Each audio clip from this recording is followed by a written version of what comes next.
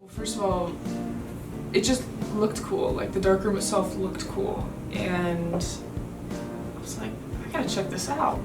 What made me start was just Mr. Delgado and him really pushing the use of alternative processes, even though everyone sort of in the beginning veers towards digital photography.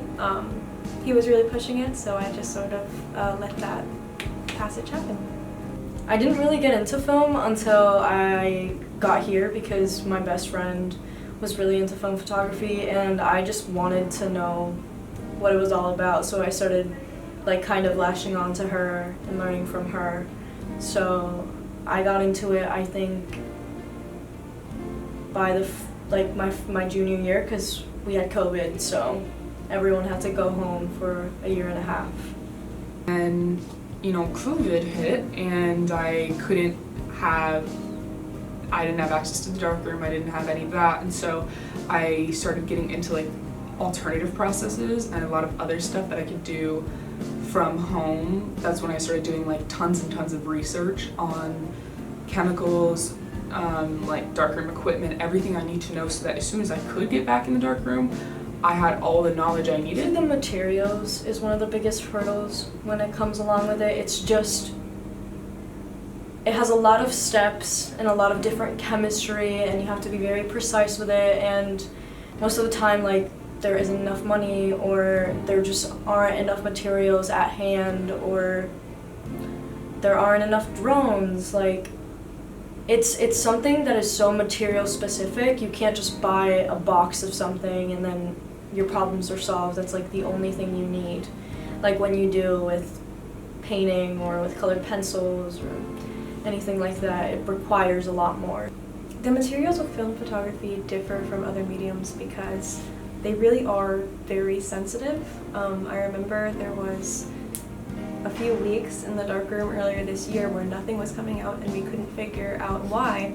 And it was because the red gel that we had in the darkroom wasn't the right shade of red, and it was exposing all of the chemistry, and we couldn't use it because of just that little hiccup.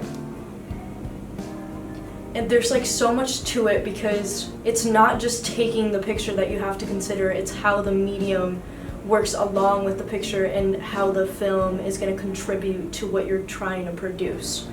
So like when you're taking a picture, it's like it's all about that specific moment and you have to think about it all at the same time. There's really not much planning to it. I mean, like, you can always plan a shoot and you can always adjust the lighting and whatnot, but the picture itself is something that you can't really control, which is not like how every other medium is for me, where it's like so controlling and like I hyperfixate on like certain areas and elements, and it just becomes very difficult to be able to produce something in a fast amount of time. Whereas photography, there's not that much pressure. It's like a lot looser because there's not, like, I can't be so precise with everything. Like, I kind of have to let go, and that's what's so nice about it, that I just like get to let go and just take the picture.